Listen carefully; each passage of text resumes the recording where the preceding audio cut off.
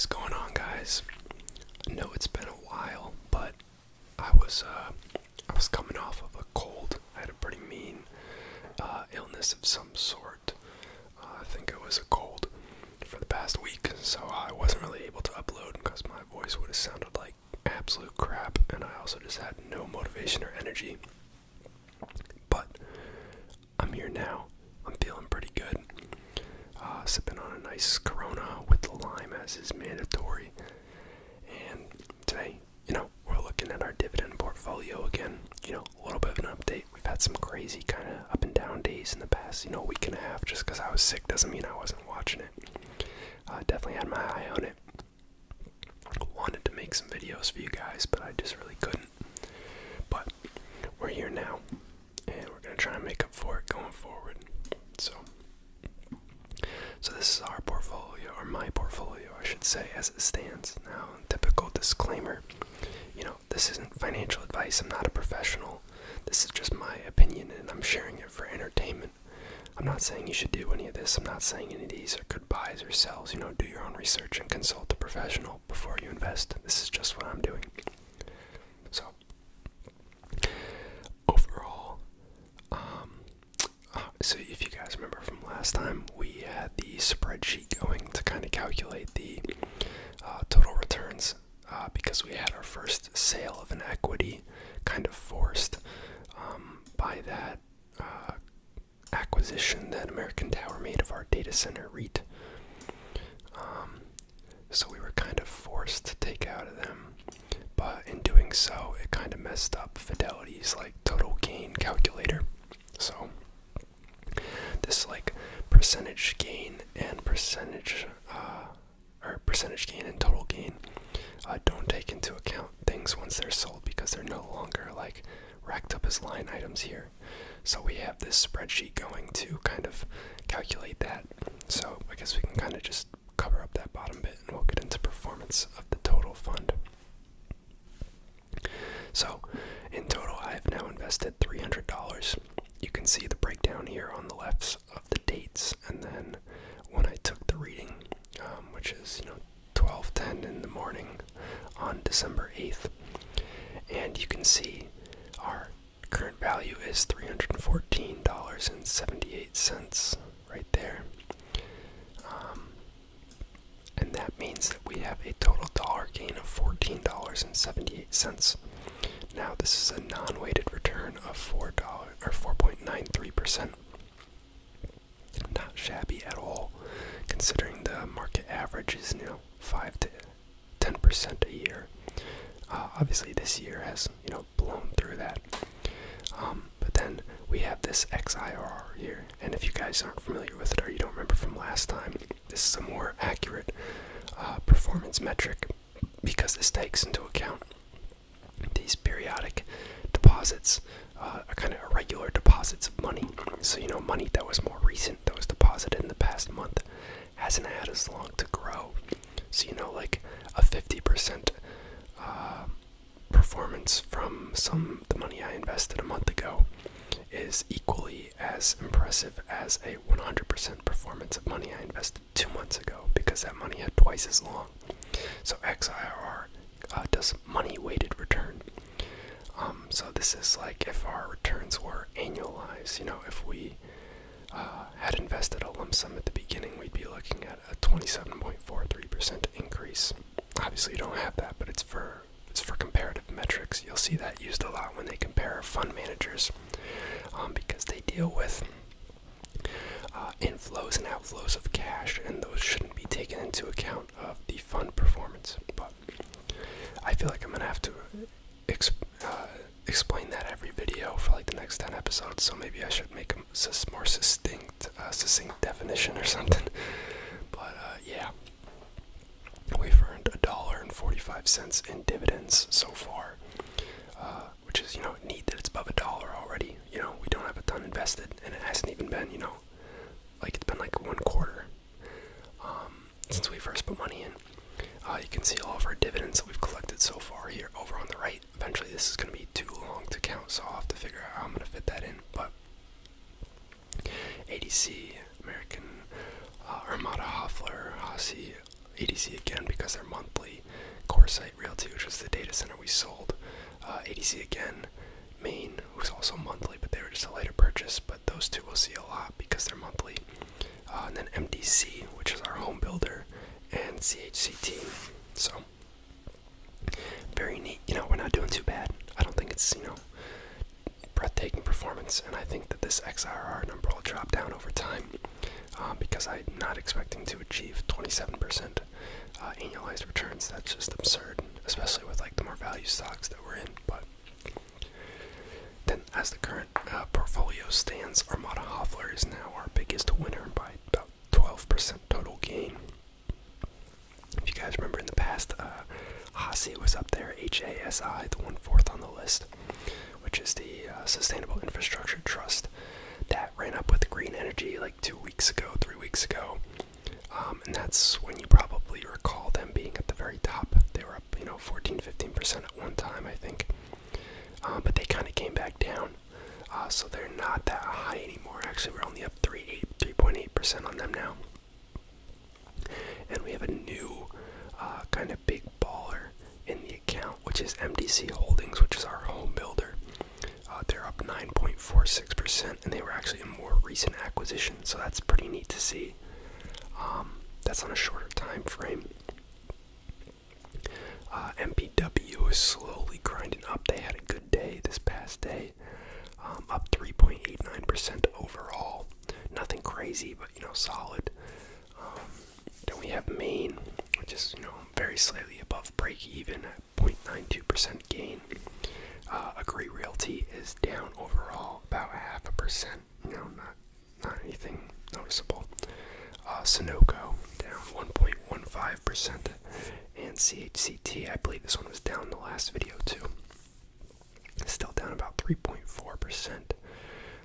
They did pay a 28-cent dividend to us, so that's kind of offset a decent portion of that $1.20 that we lost. So not the end of the world. They are a higher dividend playing stock.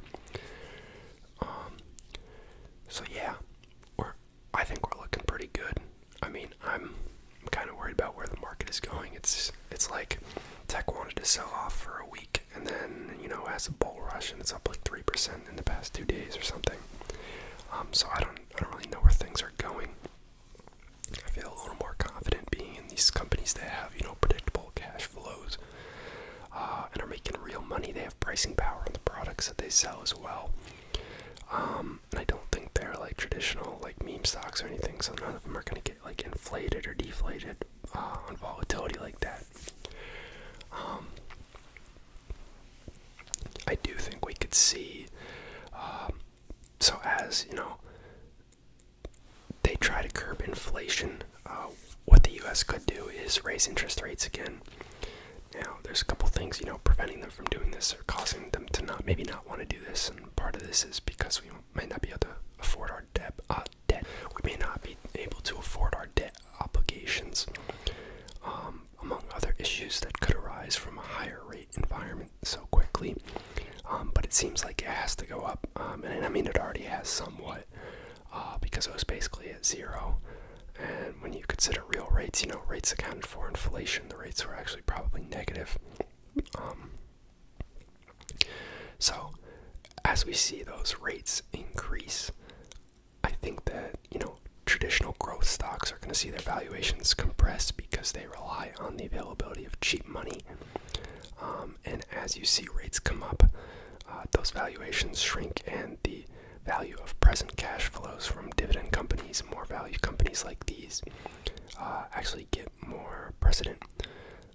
So, I was a little late to the party in this specific account, but I've been buying these kind of traditional and like dividend value stocks since like January. And if you look at most of them, they're up, 40-50%, especially a lot of the REITs. Real estate is hot, but even just some of the traditional value stocks and dividend kings, they're up 40-50% versus the S&P at like 25%. I think NASDAQ about the same. So they're outpacing. They have outpaced now over the past couple years before 2021. tech was killing it, and that was definitely the place to be. But that's just kind of where I'm at. Not advice, just my opinion. Now, kind of important thing to say, I guess. I think we've kind of exhausted I don't know why I haven't filtered to industrials. I think we've kind of exhausted the companies that were between, like 100 million market cap and 10 billion market cap that actually paid a decent dividend, which is kind of what we were targeting with our initial sweep, and that's how we got all the picks that we have now. I do think that we've kind of exhausted that. I have no plans to leave like the dividend value, real estate kind of stocks, but I think that we may broaden the scope a little bit on market cap. I don't want like the colossal, like over 50 billion market cap stocks probably, because I just think that gets boring, and like honestly you're never going to see me holding junk like AT&T. I've always hated that stock. I was always like the typical like cliche dividend stock company, but it's like how much does a 7% dividend matter if the stock declines 8% a year? Like, you're just losing money, honestly, if you factor it in. And finally, it seems like that's blown up with their recent divestiture of their like entertainment business. They're not going to be able to support the traditional dividends, so now everyone's dumping them. Anyways, that's a side rant. But I think like the low to mid-range companies not only present more interesting stocks to kind of follow and find and trade, but they also just get like less coverage. Like, there's enough scrutiny and discussion about them where you can find reasonably double-sided arguments to kind of see the different viewpoints and have like actual nice conversation on stocks. You can see discussions being had, debates being had. You can see like reasonable investors and funds and hedge funds and stuff investing in them, but they're not big enough to maybe where they draw mainstream attention or they're in the news every day, which I think affords you a little bit of an edge, just in terms of like flying under the radar, and by the time this company blows up, it's too late. I think that's kind of how I felt being in Taiwan Semi. They're in like almost all of Apple's products now, but they were primarily just the iPhone and iPad before, and even then no one talked about them. And they made AMD's chips, but no one talked about them. They were in some of Nvidia's stuff, but no one talked about them. They were in the PlayStations, no one talked about it. Like, they were kind of under the radar despite their size, and I think that's what kind of like afforded a little bit of an edge to like where by the time everyone realized, holy crap, this behemoth is like behind everything, it's up like, I don't know, 240% from like where I first started buying. Not that I'm like some god, I think I got lucky a little bit, but I just think like that kind of like mindset of like playing not the thing everyone's chasing. Like, if everyone's talking about it, I kind of feel like it's too late. I know like that's not always the case, but it's just how I feel. Anyways, I digress. So I kind of was like trolling around, and this is actually a company I bought like, I don't know, 2 weeks ago.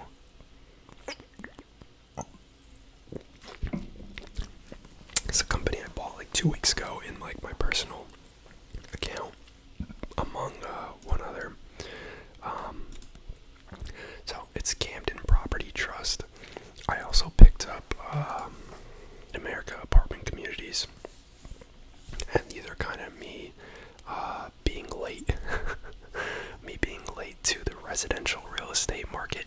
I play a lot of REITs and stuff, but I never really got into the residential real estate, which I kind of regret. I mean, I did really good in the ones that I was in, but I kind of missed that exposure. And that's one of the reasons that I was looking at like Fundrise. It's that same type of exposure, and ultimately I don't think I'm going to do that, just because of the lack of liquidity, and they kind of force you into some of the beginner funds if you're not putting up some serious cash. Like, I don't really want to do that. So I found these two. I've known about them for a long time, among other things. I own maybe like 1 or 2 apartment REITs in like the past 2 years.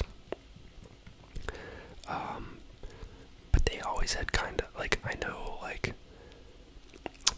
you get growth in return, but like they always had kind of low dividends. So like when I was looking for my REITs, I was looking more for cash flow, especially if they were in like Roth IRAs or stuff where there's going to be tax advantaged distributions, since they are taxed as regular income. Like, I wanted the higher dividend stuff, which is why, you know, I had companies like MPW and such. But you do get like nice exposure with these and nice growth. Like, you're not going to see 67% price appreciation on MPW over 1 year. That's just not the type of stock it is. But its yield is like 3 to 4 times higher depending on when you bought. So, you know, it's a trade-off. It's the income versus growth trade-off. Like, do you want something that's more mature, slower, more stable, that's not going to crater in COVID like this did? Or do you want appreciation in exchange for the income being a little lower? So, you know, I do think it's like it has traditionally been like a pretty hot time to buy residential real estate, because of the boom and, you know, the price inflation that we've seen. But I honestly don't know if I see it going anywhere. And the areas where these two companies invest are honestly like not the areas that I see getting hit the worst, in my opinion. They're both kind of in the Sun Belt region, you know, hotspots like Texas, Nevada, North Carolina. Like, those are like the hot zones. Florida, like, those are the things that I think will do well. I think what we're going to see suffer is the Californias, the New Yorks, those type of areas. And these companies basically have zero exposure to those markets, which is why I chose these out of the many other you know, residential real estate plays that you can make in the publicly traded markets. So, I mean, they're both very similar. I think we're probably going to pick up CPT in this account just because it hasn't really moved as much. I bought them both, like, I don't know, 2 weeks ago. Oops. I bought them both like 2 weeks ago, and MAA is already up like 10% from when I bought. So I think CPT is of similar quality, similar yield. So this one's only up like 1 or 2% from when I bought, so I feel a little better buying it. I feel like its move probably hasn't really happened yet. I could be totally wrong. You know, I'm kind of just pulling that out my butt. But I just feel better buying the one that hasn't really moved yet. And, you know, who knows, maybe we'll add to this if it drops, or also pick up MAA down the road if we like where the residential space is going. But we're not just going to buy it, you know, I'm going to kind of go through the thought process. So we got a 1.95% yield here. This is a forward-looking yield. Market cap of $17 billion, so not crazy big. But, you know, for a REIT, this is a decent size. FFO of $5.35, so that's pretty decent coverage on the dividend there. Low short interest, which is nice. It is at the top end of its 52-week range, but so is like most stuff nowadays. If I look at their dividends, slow growth on the dividend, you know, 10-year aggregate growth rate compound is 5.63%. It's a little lower as you get more recent. You know, not ideal, but if you're getting the price appreciation of freaking 67% in 1 year, that's totally forgivable. They've been relatively stable with their dividend payouts as well, which is the nice thing. You know, during COVID, they didn't drop their dividend out the floor like some of these other dividend companies. I bet if we look, they probably issued more shares to pay for it, but you know, the fact that they put that stability ahead of time, and then they're still managed it. They managed to grow the share price even with dilution. It's really neat to see. I'm just curious what their historic yield is like. Yeah, so they haven't been above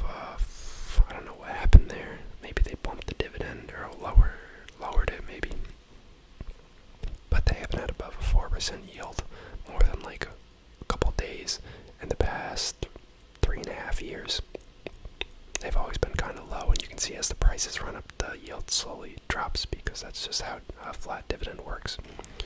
If you have a fixed dividend on a dollar amount and the price keeps going up, the yield's going to decrease.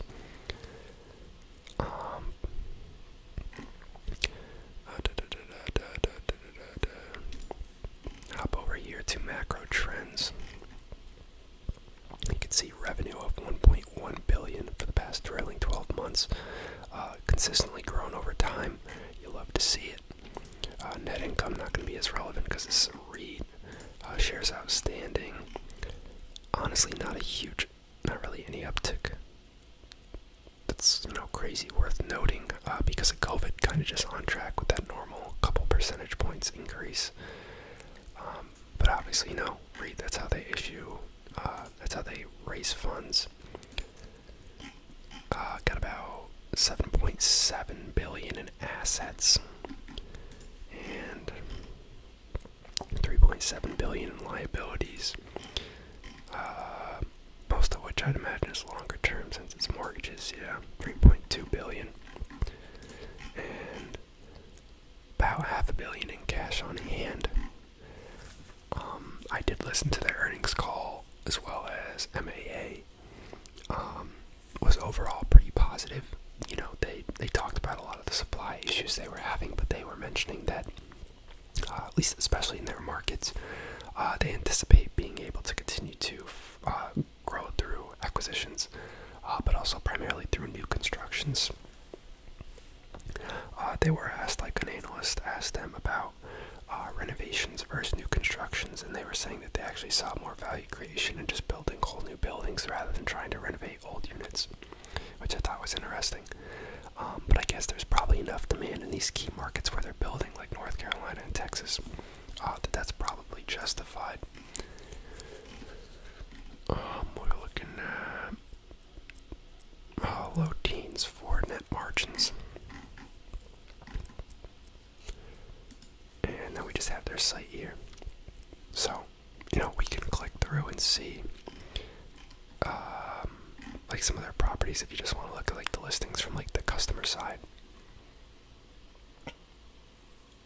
And then we'll also hop over into the investor relations afterwards. This looks like a pretty bougie one. $3K a month for a 2-bedroom.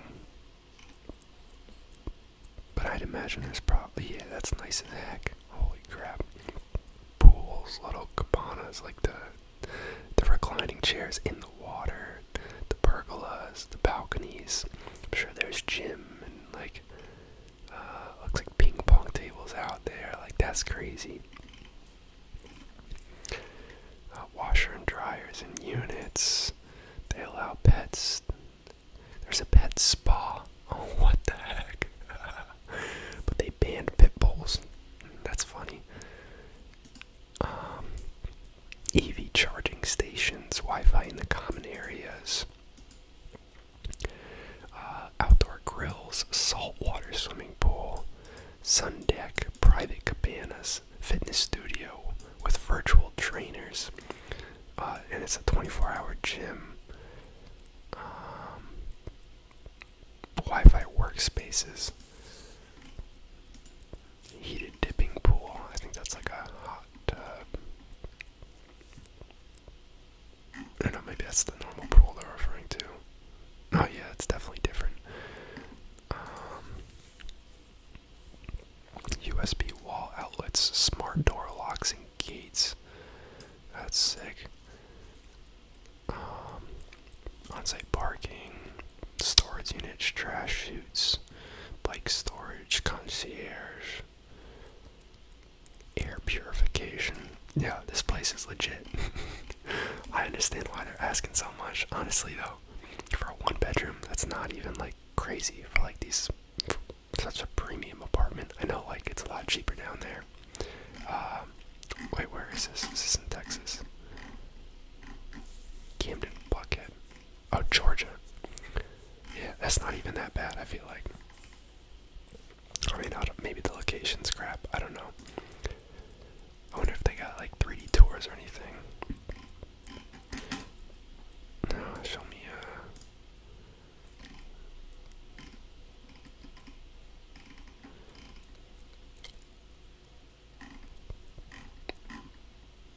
was seeing if they had a 3D tour or anything, because those things are always sick. Pretty nice place. Anyways, I'm getting sidetracked, like house shopping. So yeah, it looks like their main communities: Houston, Texas; Atlanta, Georgia; Austin, Texas;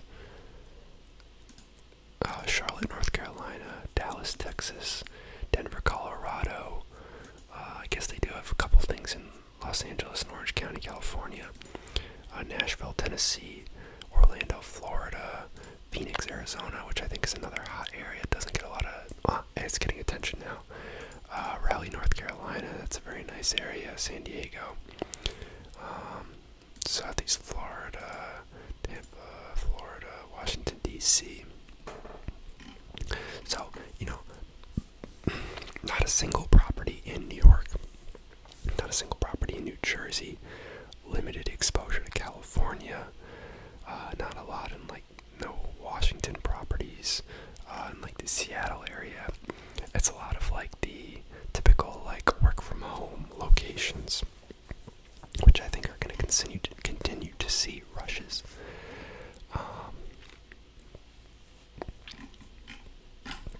So let's hop over to the investor relations page. Enough digressing.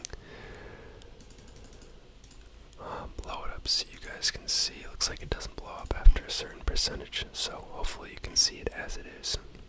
And we'll hop over to the presentations, because I like to give you guys something to look at. So this is the investor presentation.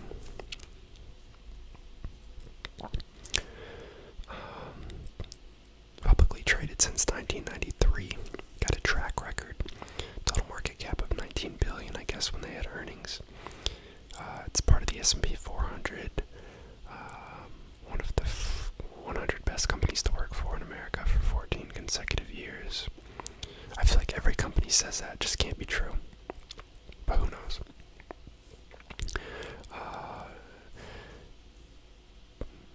Diversity and inclusion stuff there. Hispanic and Latino ranking. Best workplace in Texas. Best workplace for millennials. Best workplace for women.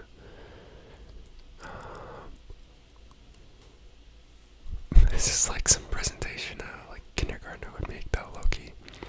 But I appreciate them not padding it with fluff. So, recent highlights: acquired Camden Central, a 368-home apartment community located in St. Petersburg, Florida, for $176 million, and Camden Greenville, a 558-home apartment community located in Dallas, Texas, for $165 million. 2021 acquisitions are currently exceeding original expectations for occupancy, rents, and yields, which you love to see. And they were pretty bullish on that on the earnings call, in my opinion. So I see there being more road ahead, more of a runway ahead. Acquired a 5.2-acre land parcel in Denver, Colorado, for $24 million that they're going to keep in the development pipeline. Completed constructions at Camden North End 2 in Phoenix, Arizona, and Camden Lake Eola in Orlando, Florida. So those will be brought up to full occupancy, hopefully, in the coming quarters. Completed lease up, not sure what lease up means, in Houston, Texas, and Camden North. Oh, yeah, that's probably the same. Hey, it's the same properties. They're just saying they filled it with tenants, I guess. Or at least the Phoenix, Arizona one's the same. You can see their rent collection and occupancy, as well as lease renewal data. So, basically, high 98%, rent collection, low 1% in delinquency. That's to be expected. These guys are seasoned at this, so they're gonna handle it just as well as anyone. If there's issues, they're gonna get hit by it too.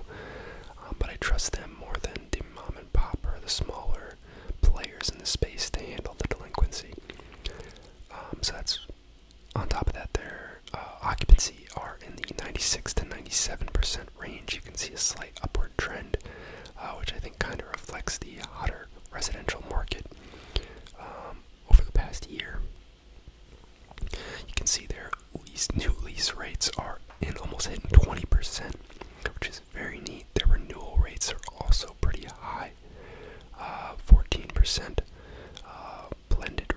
not sure why that's so relevant. I'm actually surprised the renewal rates are so low. Like, I trust that these are good numbers, but I'm surprised that many people leave. But I guess most people don't rent for a long period of their life. It's like in the beginning, and then they buy a place. But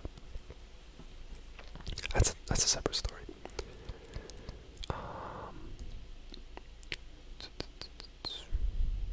Just some graphics here for the same data. Okay. Here we can see occupancy by market. So you can see looks like Florida, North Carolina, Phoenix, Arizona, and Texas are the highest ones. I'm not surprised. Their Los Angeles number is actually pretty good. So, maybe that's not as big of a concern for right now. Or maybe they just have good properties. So that leaves the FFO per share target for 2021, since we're about done with the year. Their target is at $5.37. They're projecting low single-digit revenue growth as well as expense growth, slight increase on the margin there, it looks like. They're expecting that starts on projects should remain elevated through the next 2 years, with completions expected to peak in late 2023, early 2024. Okay. Millennial populations age 20 to 34 currently number over 67 million and will remain a steady source of demand in the near term. That's the prime market for renting, because as I was just mentioning, as people get, big boy jobs in their late 20s, late 30s, you afford to go buy a house, and you probably have enough job security to be able to buy one in an area and know that you're going to stay there. I do potentially see this pent-up demand from young adults living at home or with roommates. We have seen a crazy residential market, but I have heard a lot of people who moved home to live with their parents once COVID started, whether they had a job or not. A lot of them are perfectly fine employed and just worked remote, but maybe they were just looking to save some money, or now that they had the freedom, they wanted to be with family. But once they've saved that money up, they might go get a place. Or as the jobs come back, which they already have pretty strongly. I believe the unemployment numbers were actually remarkably low last report. As those people get jobs again, maybe they'll move out of their parents' house. Just speculation, but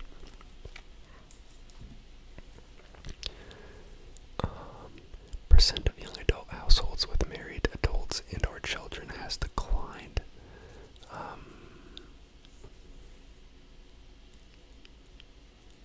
I guess they're citing the young adults waiting to make life decisions as, like, we're gonna have a customer longer, because that's their prime renters.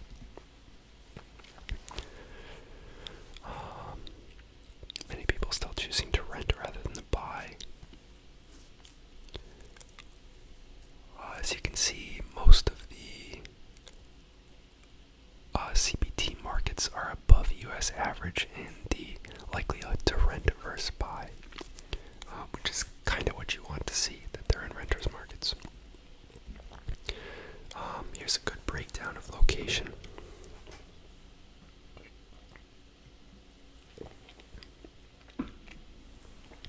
We can see here,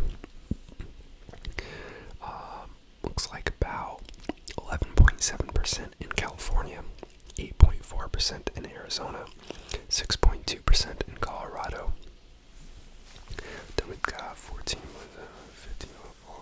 15.4, 20.4% in Texas. Looks like their biggest market. 1.4% in Tennessee. We've got 10% in North Carolina, 7.9% in Atlanta, Georgia.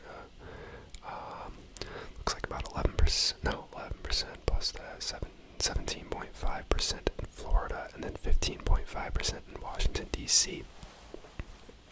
So recently diversified across the states. You can see nothing in the north part, which I think is what's probably going to get hit the most with the shift away from the commuter life.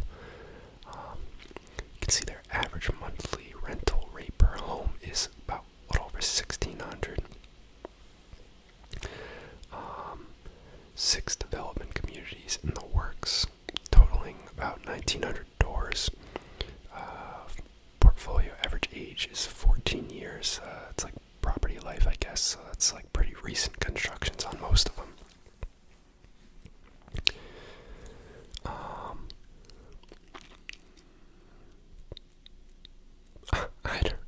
I don't know how they have. Oh, I guess those are kids that people have. I was gonna say I don't know how 10% of their population is below 17. How are these kids renting apartments? But I'm just stupid. That's definitely kids living with their parents, and they just count them individually. Average annual household income over 100 or about 100K. Rent to income ratio of less than 20%, which is very nice. I think typical average that people look for is like 20 to 30%. I think is the rule of thumb for what you could get approved for. So nice that they're keeping that low, because that means their tenants will have coverage if there's ever issues. Then they're citing employment growth. All the light gray is where Camden has properties. So nice to see that they're in these top areas for population growth, job growth, migration patterns. FFO is consistently growing.